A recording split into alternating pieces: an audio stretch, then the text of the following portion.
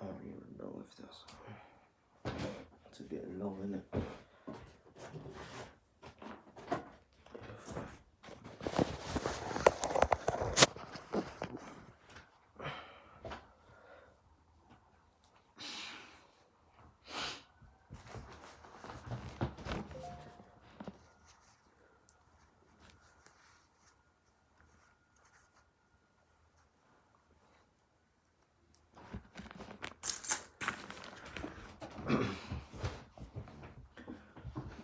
Amen.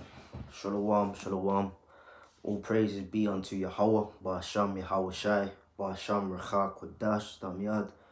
Double honors unto the apostles and the bishop elders at Great Millstone who rule well, and salutations unto the Archim who continue to push the word in truth and in sincerity, man. Shalom, shalom. And this is just a quick impromptu, okay? It's a quick impromptu video.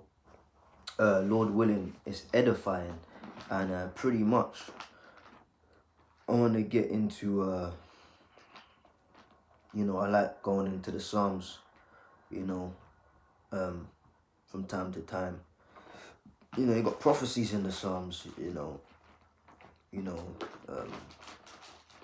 wise counsel, okay? And I'm going to go to Psalms 1, okay? All right? So this is the book of Psalms, chapter 1, and it says, "Blessed is the man that walketh not in the counsel of the ungodly, nor standeth in the way of sinners, nor sit in the seat of the scornful." Okay? So a blessed man is one that walketh not in the counsel of the ungodly. Willingly, just basically sinning and being comfortable in that, man. Okay? Not in the counsel of the ungodly, nor standeth in the way of sinners. We have to basically take account and take charge for what we do, man. Now, it's all of the predestination of the Lord, Shalom, man. By the end of the day, we have to take some accountability, man. What you're doing, where you're going, meditate and think. And this is why it's good to get into scriptures like this, because it causes us to meditate and think upon what we're actually doing, man. Okay? Nor sitteth in the seat of the scornful, but his delight is in the law of the Lord.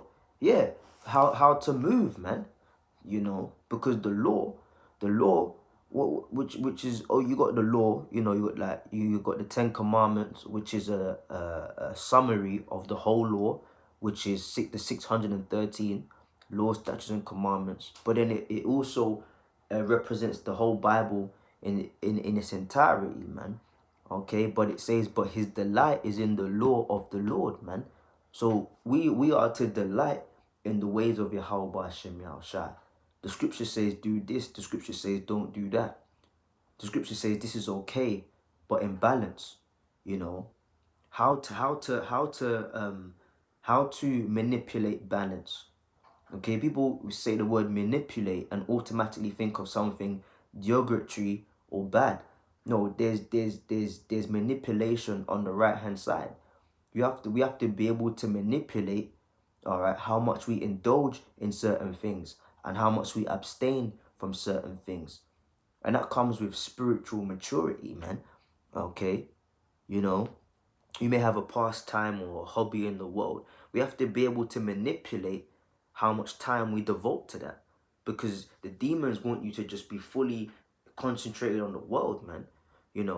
And we have to manipulate and time manage, okay, to the point where we're more into this than we're more into that. Okay? All right? Anything that takes us away from the scriptures, man, that's taking us away from what? From our true delight. And our true delight is to be in the ways of Yahweh Ba'asham Yahweh Shai, man. Okay, so it says in verse 2, Psalms 1 and 2, but his delight is in the law of the Lord Yahweh, and in his law doth he meditate day and night. There you go. I should be doing this. I shouldn't be doing that. Maybe I could get better at this. Maybe I need to lay off of that.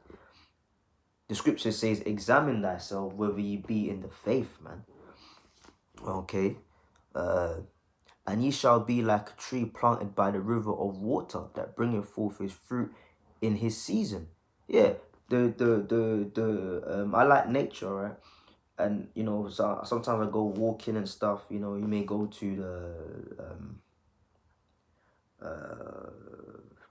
what's it called, man? The the hell is it called, man? Like the nature parks, you know, the heaths, all right, and all of that, man. You know, you walk by the river, and you got riverbank root plants and grass, and those are always the tallest and always the greenest. They look healthy. Why? Because they're planted right by that water, man. Okay, you know. So when it says here, and he shall be like a tree planted by the rivers of water, it means that when we meditate upon the laws of the Lord, when we meditate upon the scriptures, things pertaining to faith, things pertaining to spirituality, we flourish, we grow, all right, because we're being nourished by the right ingredients. We're being nourished by life. And life eternal is to know the Lord and to know his Son, whom the Lord sent. That's in the scriptures, man. Okay, you know, so we want to be nourished, man. All right, everything in this world essentially drains you, man. Okay, you know, the scriptures speak about your woman is meant to be a pillar of rest. Okay, but in this world, that's hard to find. It's damn near impossible, man. Everything is about demanding and drawing out from you as a man. The job, okay, your woman, family members, everything's about your output, and nothing's really pouring back into you.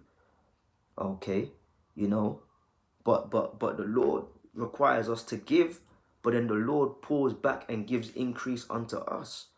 Okay, you know, all right. Hence why we're able to grow. Hence why we're protected. Hence why our feet are firm and our minds, Lord willing, continue to be straight. Okay, to be steadfast, as the scripture says, rooted and established in him. Why is all of that possible? Because the Lord, as much as we give, the Lord has poured back and continues to pour back into us, man. Okay, the scriptures speak about the Lord's mercies being renewed every morning, man. You know, that's the Lord pouring back into his elect, man, which we hope to be a part of. So with all of that being done, we'd be like a tree planted by the rivers of water that bringeth forth his fruit in season. His leaf also shall not wither. Okay, you know, the leaf withers, man. The leaf is green because of that chlorophyll element, but then, you know, it starts to die. It goes pale green, dark green, you know, and then eventually it starts turning yellow, you know, and then it crumples up, okay, and then it falls off the tree, and it falls on the ground, and then it becomes a part of the ground. But why? Because that leaf underwent the process of decay and of death. It was dying, essentially. But the scripture says here, his leaf also shall not wither, okay, you know.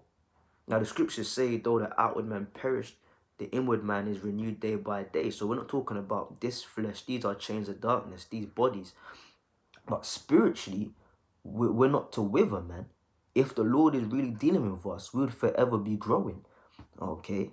Growing up until the point of his return, until our perfection and our change comes, which will happen when the Lord returns, man, okay? And whatsoever he doeth shall prosper. You know, the ungodly are not so, but are like the chaff which the wind driveth away.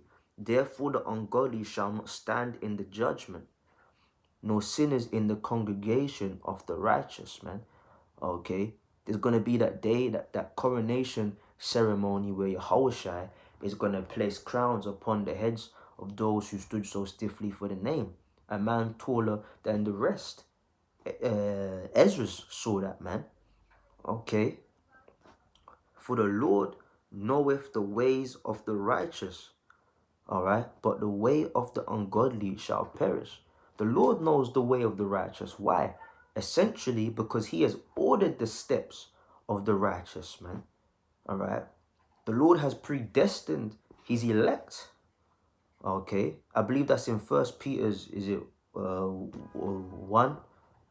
All right, or maybe First Peter's 2, but it says the elect according to the foreknowledge of the Father, man. All right, the Most High, the Father. So the Lord knows the ways of the righteous, man. You know, that we try to keep the you know, the Sabbaths to the best of our ability. You know, the high holy days, the holy convocations, man. You got the Sabbath, you got the new moon, you know, you got the Day of Atonement, which we had a couple of months ago for this year. All right, you know, the Hanukkah is round the corner. Okay, can find out in the Apocrypha. All right, then after that, which is like one of the biggest high holy day coming up in a couple of months, the Pesach, the Passover. All right, the scriptures speak about that, rehearsing the righteous acts. That's the ways of the righteous, man. Okay, that's for like the calendar days, if you will. Let's see, I'll answer that in a second. I'm gonna wrap up anyway. That's the calendar dates, but then you've got faith. You've got the work, man. All right, the scriptures say that in second. In fact, I've got it here. I'm gonna close out the Apocrypha balancing the, because I got the camera stand, but it's in the car. I didn't go out and get it, but it's all right. Close out on this one, right? Because like I said, it's just a quick impromptu, man. Quick impromptu. You know, because Psalms 1 ain't long. You know, Psalms 1 ain't long. This is Second Ezra's, man. Second Ezra's chapter 9. All right, and 7. And it says here, and everyone that shall be saved shall be able to escape by his works and by his faith, whereby ye have believed. There you go. So back in Psalms 1 and 6, it says, for the Lord knoweth the ways of the righteous. So the Lord knows. Of course, he's the one bringing the judgment, so of course he knows. But then the Lord knows what his elect are doing upon the earth, the ways of the righteous, maintaining faith and by doing the work, man. You know, so this is the kind of caliber of individual we want to be, man. You know, we want to be amongst the blessed. We want to be amongst those of the redeemed. All right, the elect, essentially, man. Those who walk in the counsel of Yahweh Ba'ashem Yahweh Shai. Okay, so with that, I'm gonna wrap it up, man. Like I said, it's just a quick, impromptu, real quick hit video, straight to the point. Psalms 1. All right, Lord willing, that was edifying, man. You know, the water for the precepts and for tuning in, man. You know, Lord willing, I'll be back with some more videos soon. Abara Azar, man. Okay, so with that, man, all praises be unto Yahweh Ba'asham, Yahweh Shai, Ba'asham Recha Kodash, man. All right, Shalom.